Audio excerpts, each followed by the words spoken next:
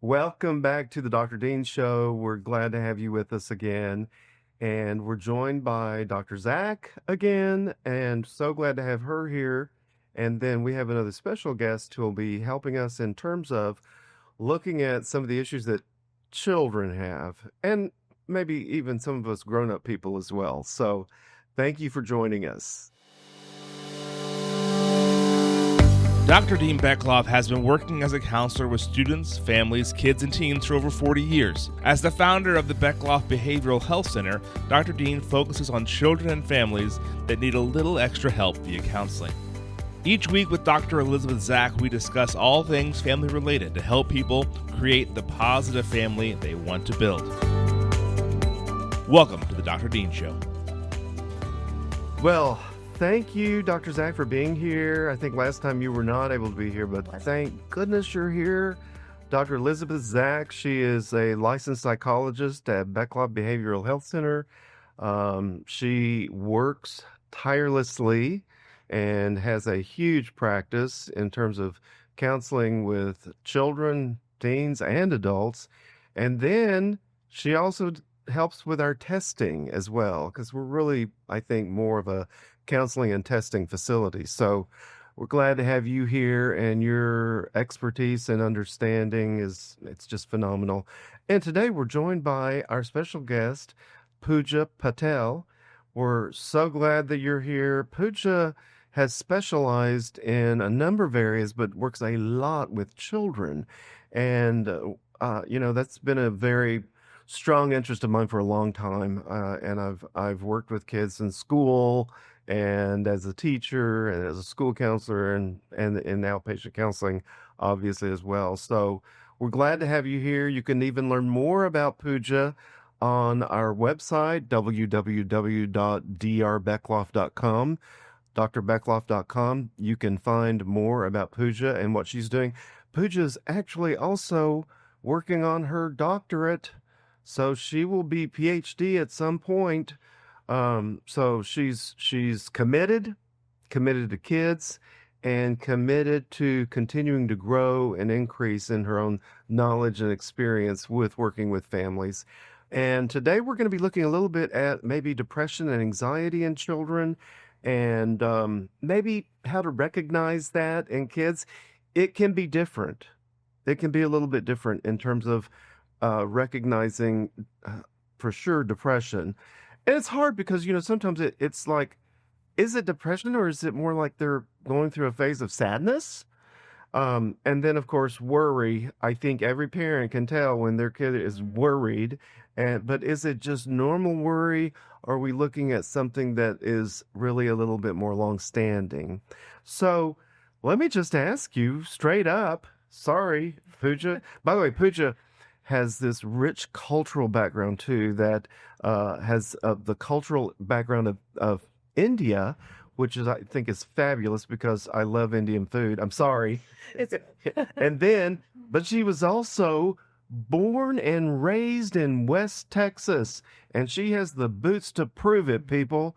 So anyway, in terms of depression and anxiety, how can a parent tell when maybe we need to look at this a little bit more closely? Absolutely. So it's very common for kids to worry, to be sad, and parents to worry and be sad about their children. But if you start looking a little bit more closely at what they're worrying about, is it affecting how they're functioning? That's Okay. kind of where we need to start looking, okay, is it actual worry or is it anxiety that's getting in the way? Same with depression. They can be sad. Sad is a normal part of life. We want them to be, well, sad a little bit, but not all the time. But No. sad comes in ups and downs, just like joy and just like worry. You can move on. You can go about your day. You can control, you can regulate, right? Good point. Yes, Yeah. you are able to come back down. You can go up and you can adjust, and you can adjust those emotions. Whereas when you're depressed, you can't get out of bed, you can't go out with friends, it's a hard adjustment. Right. Yeah. You may need therapy, you may need medication. Now, what about children? I mean, you know, Mm. some people might think that all children are bipolar. I'm sorry. My grandchildren were sometimes just suddenly screaming and crying, Yeah. and then other times lots of joy. Mhm. Can a kid who is depressed also show signs of being happy? They can, absolutely. But you'll see it a little bit more when they struggle with basic things like brushing their teeth, or I mean, no kid wants to brush their teeth, but you will see a little bit more with maybe getting up in the morning, trying to get to school. The fight is harder than usual. Oh, and maybe long term, long Yes. standing. Yes. Anything you would add to that, Dr. Zach, in terms of recognizing depression or more major anxiety, I guess, in children? Yeah, I think it's important, as you said, to differentiate, right? So separating stress from anxiety, we can start there.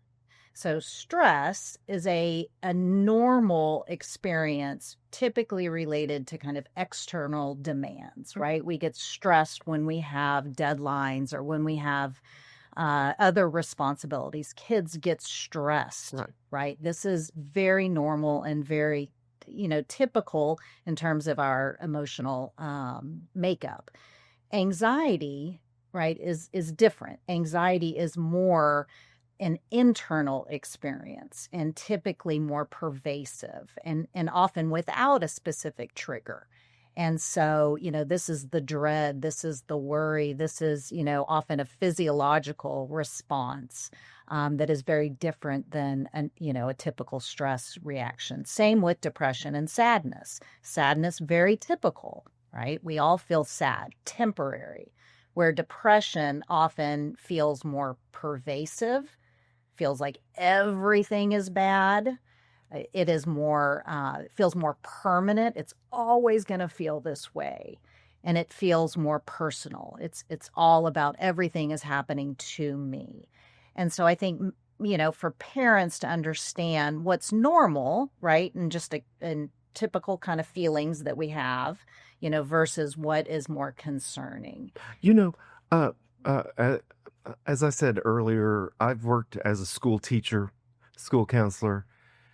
It's very common and I worked in an elementary school for kids in kindergarten and first grade to be crying on the first day. Absolutely. So common, normal.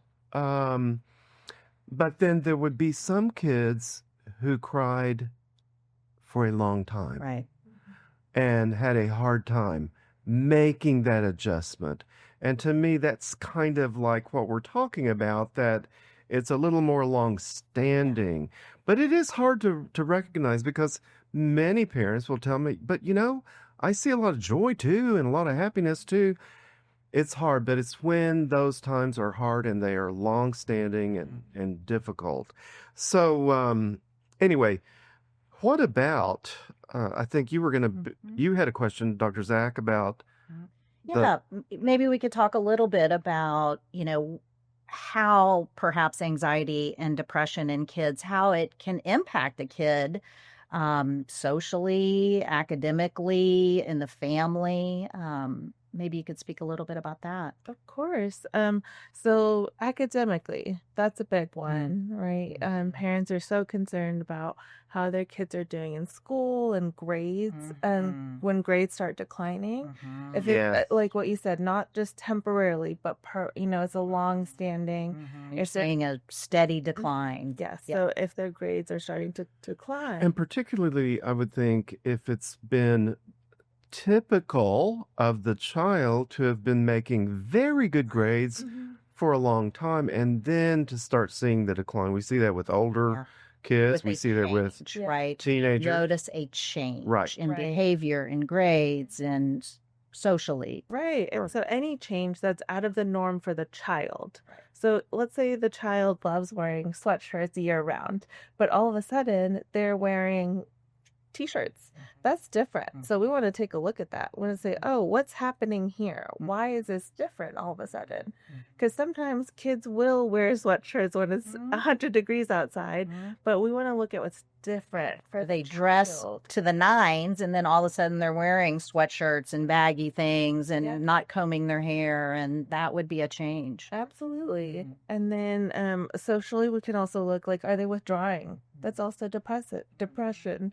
Are they isolating themselves from other kids? Do they just want to be alone all the time? It is normal for kids not to want to be with their parents, but from other kids, their peers, their friends, their activities that they enjoy, right? Like, do they love going swimming? And then all of a sudden, no, they're saying, no, I just want to stay home, not wanting to go to birthday parties, things like that. Those are really important to look into. One of the things that we look at in our office is finding confirmatory evidence, if I can put it this way, because parents can see some symptoms but a lot of times parents will have been told by the teacher, hey, I'm seeing this. So that's confirmatory evidence that maybe the child is just very withdrawn, doesn't seem to want to play with other kids, anxious about being around other people, wants to hang with the adult teacher all the time, things like that. Yeah. And even in our teens and preteens, we start seeing self-harm.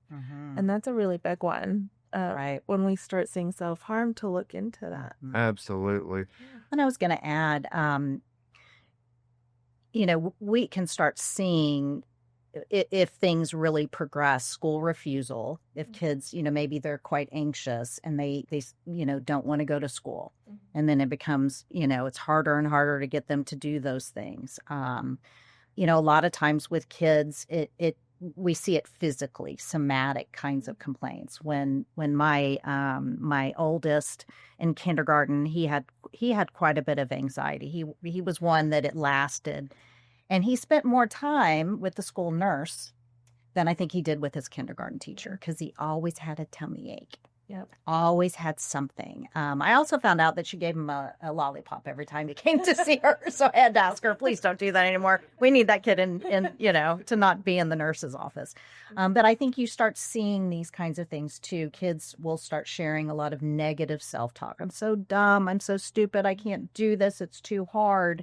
And these are also kind of things that, we need to be. That's really important. And I think Absolutely. that's a big alert for parents too. Yeah. When their child is saying those very negative things about themselves. I'm stupid. I can't do it. I've had many parents talk about those kind of things that their kids are saying to them. And of course, it's alarming to most parents. I mean, it just is. Right. So, somatic complaints. Dr. Zak, what is that? What are somatic complaints?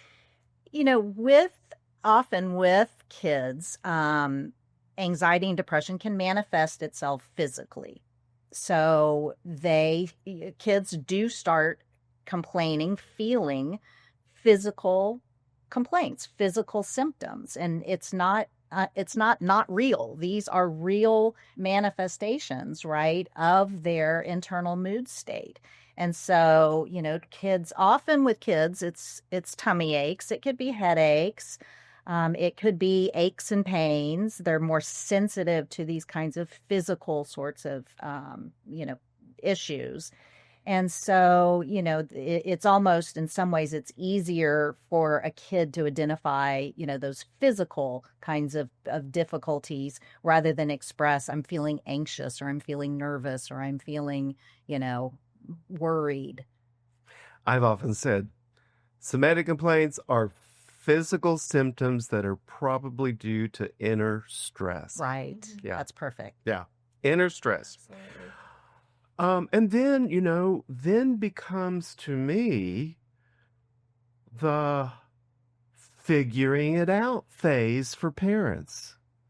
Because what if there's a learning issue? Maybe that's why they're saying, I'm dumb. Right. I'm stupid. I can't do it. So that becomes something that we in our clinic are involved with too, trying to tease out what's going on. Sometimes there's an attention issue, what we typically call ADHD.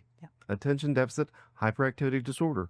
Sometimes it's about other learning issues, and we do test for that because sometimes we're needing to dig deeper and find out what's going on. And then sometimes we can finally ultimately tell too that there may be some high anxiety. I've always felt that some kids lean more towards lots of anxiety than others. They just do. Yeah. You mentioned your oldest son, and I did as a kid. People lean that direction, and they might need a little help.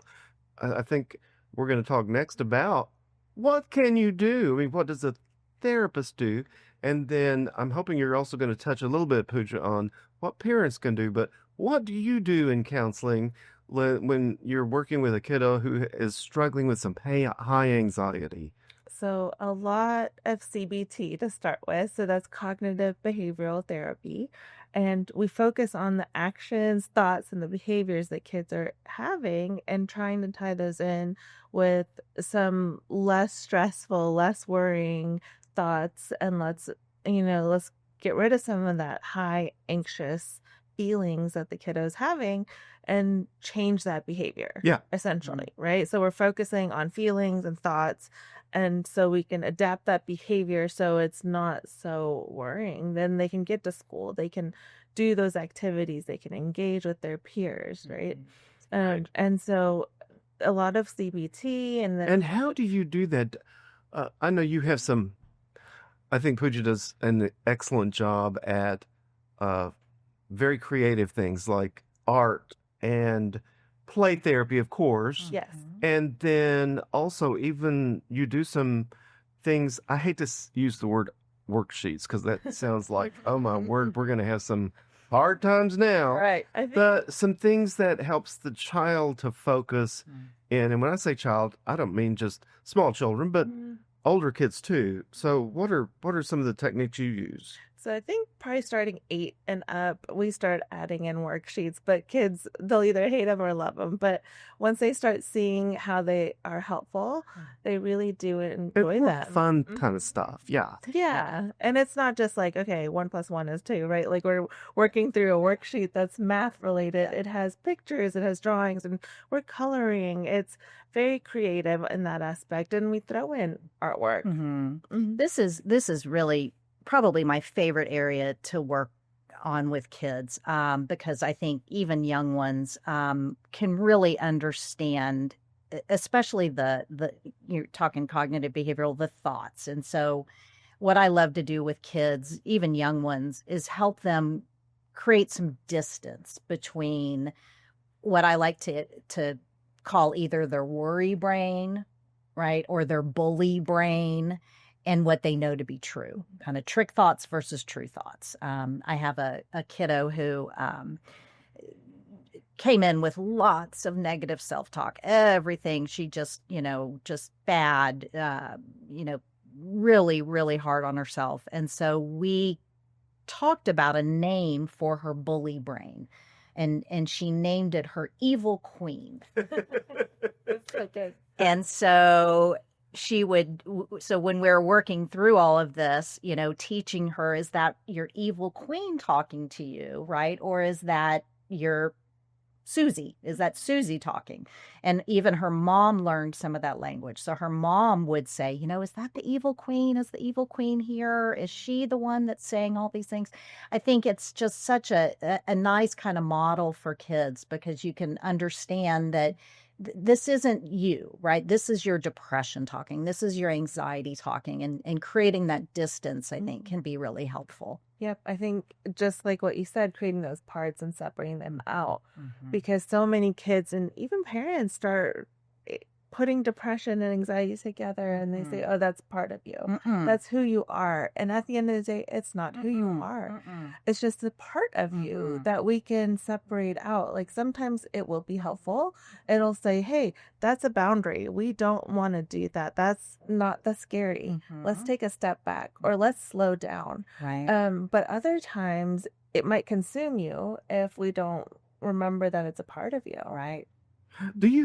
Do you have any favorite kinds of artistic stuff that kids like to do? Because I am not an artist at all, and kids love it. Mhm. Kids love doing art. The only thing that I've ever done is the draw a picture of something you want to erase out of your life, so that's one thing. But is there anything else that you really like to utilize? I really like with my younger kiddos who are still doing more play therapy and we're trying to incorporate some CBT with them is getting the kinetic sand out. And with the kinetic sand, we build what their anger looks like or what their frustration or worry looks like. Like, let's say you're really worried about, going to school. What does that look like? And then we build it and then we smash it. We go through the different phases of what do you feel? What does it look like? And how does it feel in your body? And then we just let it out, let it go. Instead of throwing a tantrum or instead of not going, let's let that behavior out in a healthy way. Right. Yeah. Oh, that's good. Well, maybe we could talk a little bit about, we're talking about what therapists can do, and it can be so powerful, but maybe some things that we can, share that parents might be able to help with. Absolutely. So parents can do so many things because they are with the kids majority of the time. They know their kids the best, right? So I would encourage parents to have a consistent routine. That is fantastic. Having consistency in the home, consistent bedtime routines, limiting screen times, that all really helps. But then also teaching kids to process at home and talking through some of these situations that are difficult. Right. So, like your tummy hurts and identifying, oh yes, what hurts? How does that hurt? What does that look like? And then going through the processing phase with the kiddo so they learn at home that this is a safe space. Right. I can talk about this with my mom or my dad. Right. And then go ahead. I have had kids too who want to overdo that. They become obsessed with talking to mom or dad about their worries. So one of the little ideas that we've had is figuring out a time when it will be a fine time to do that.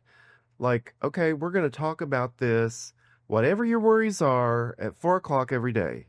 And we'll spend 15 minutes Time to start giving the child some help and management, that they can do some things. Kids need a little help. And sometimes it helps to set some boundaries on that. Have you seen that too, Dr. Zak? I think that's a great, kind of time limited, right? So it's okay to share these things. We want to encourage sharing, feeling expression, building their emotional vocabulary, but in a time limited way, right? That we don't want to do this at 2 a.m. Yep. Right. We want to do this right earlier.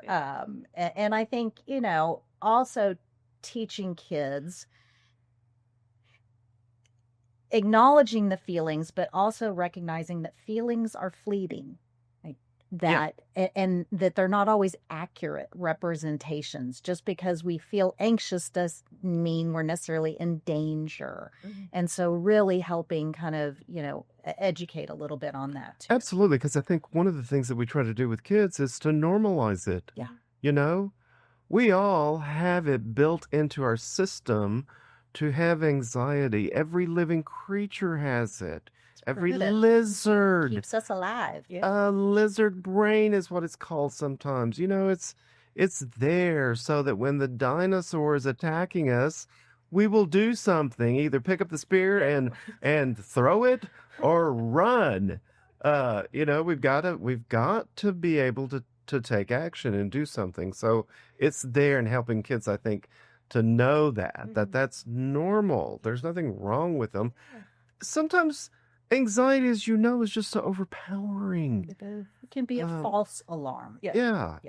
And it shakes the body up. Yeah, absolutely.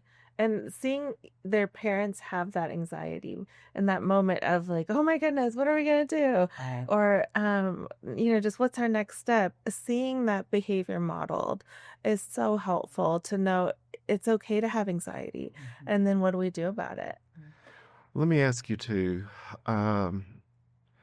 You all have heard of the term helicopter parenting. And parents are concerned about their kids. They just are. We just are. We hope they are. Yeah, we're concerned about the kids and how are they doing, and it can be too much. When is it too much for the parent? When does it turn into helicopter parenting? Do you have any thoughts about that, Dr. Zak or Pooja? You know, there are parent fears, right? I mean, it is just natural. I think when you're a parent, you worry about your kids. Yeah. And being able to allow your child to make mistakes, to navigate some of these things is really healthy.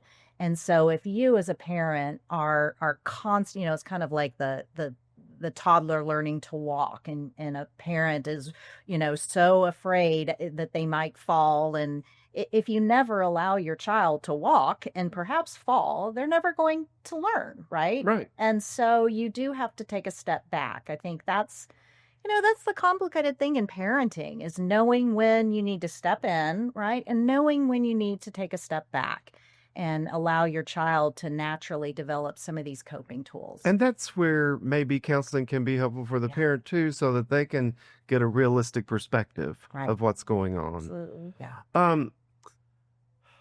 There's been in our life and times a lot of stigma related to mental health issues.